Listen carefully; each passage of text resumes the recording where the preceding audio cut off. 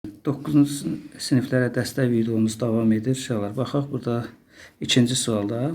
Deməli, ikinci sualda baxın, söz önü bölməsinə aid olur. Uşaqlar, full off-la işlənir. Yəni, cavab burada B variantı. Üçüncü sualda baxaq, burada expect kompleks obyekt bölməsinə aiddir. Expect to-la işlənəndir. To da burada bir dənə D variantı. Dördüncü sualda big B-nin qarşısında artikel işlətmək olmaz.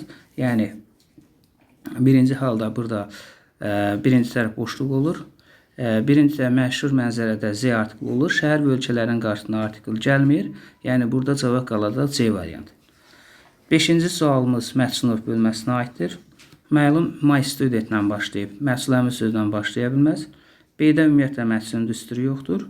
Məlum keçmiş zamandadır, is indiki zamandadır. Əmiza vozvödən sonra bin gəlməz, cavab Y variantı. 6-cı sualımız nida bölməsinə aiddir. Deməli, birinci halda B variantına baxaq. B variantında ha-la başlayan nida cümləsində EN artikli gələ bilməz. C variantında votla başlayan nida cümləsində ismin qarşısında EN artikli gələr, Z artikli gələ bilməz. Y variantında sifətlə ismin arasında Z olmalıdır. Burada olmadığına görə səhvdir. Votla başlayan nida cümləsinin düsturuna baxaq. Vot, yəni sifət ismi təyin edib, isimləşib, sonra da xəbər gəlib, yəni burada cavab A variantı olur. 7-ci sualda P ilə cəm olan isimləri soruşur. News S qəbul etməsinə baxmayaraq həmişə tək olur. Sex qoşa SS cəmlənmə yaratmır. 3 də buna görə səhvdir. Cavab qalır 1, 4, 5. 1, 4, 5 hansıdır? A variantı. Baxaq indi 8-ci suala. 8-ci sualda deməli artikel bölməsinə aiddir. Early age.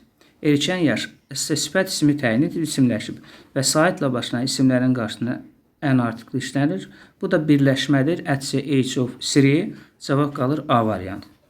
Deməli, not so as barəsində şəxs və əşya haqqında danışmadıqda not əzəzin əvəzinə not so as işlədirik. Not so as də adi dərəcə aid olur. Adi dərəcə burada nədir? D variantıdır. Yəni, mu müqayisədir, mas müqayisə yaradır, most üstünlükdir. Bəli, adi və müqayisə dərəcəsindən sonra sayılan isim gəlirsə, həmin ismin qarşısında EN artikli gələ bilər. Amma burada isim yoxdur axı, ona görə də artikli işlətmirik. Cavab D variantı. 10-cu sualımız cümləmiz inkardır. Deməli, buna qısa cavablar bölməsinə aiddir. İnkarla cavab verməliyik. B variantında nazədən sonra mübtada gəlib, söz sırası pozulub. C variantında inkarla to ola bilməz, ona görə səhvdir. D variantında bir sadə cümlədə 2 inkar olmaz. Y variantında da inkarla olsa olmaz. Yəni, burada cavab qalır A variantı. Deməli, definition bölməsidir. Relief azaltmaqdır, reduce azaltmaqdır. 1-ə A-dır.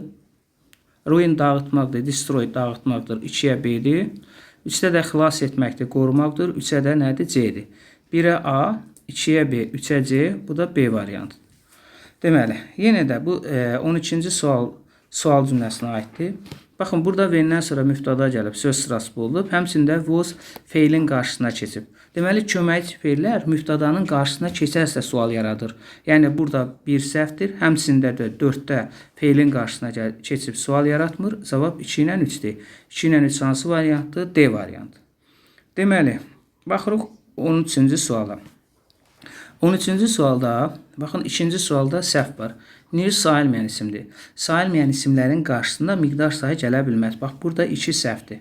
Sonra, 5-ci sualda da fiildən sonra cəm isim gəlir. Burada cəm isim yoxdur. Burada 5 də səhvdir. Deməli, burada cavab qalır 1-dir, 3-dir, bir də 4-dir. Vandan sonra sayılan tək isim gələr, yəni. Samdan sonra həm sayılan cəm isim gələ bilər, həm də sayılmayan tək isim gələ bilir. Little-dan sonra da sayıla bilməyən tək isim gəlir. Yəni, burada cavab olacaq 1, 3, bir də 4-dür. 13-cü sualda da 1, 3, 4.